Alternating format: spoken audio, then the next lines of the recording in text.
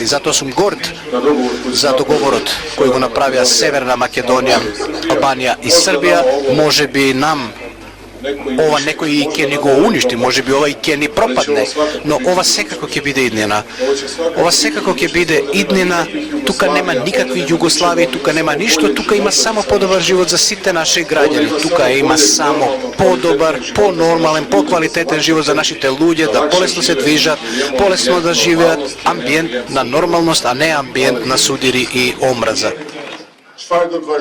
Ние се договоривме на 21 декември да биде следната средба во Драч и добивме одговор дека ќе биде присутен и Џозеф Борел, наследникот на Могерини.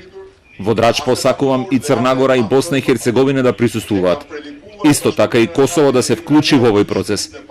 Но дозволете ми да го избегнам слонот кој што е присутен тука со Косово.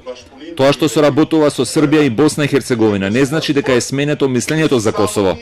Би сакале да се вклучат Косово за да не се чека на границите, да има слобода на движење на стока, услуги и луѓе низ регионот. Не ми одговара ова иницијатива да се нарекува мини Шенген. За овие метро 90 никогаш не сум се чувствувал мал. Јас би ја нарекол Вестерн Балкан Шенген. Регионот губи милиарди евра заради вакви барикади. Не можам да бидам мини Југословен и голем албанец. Јас сум европеец.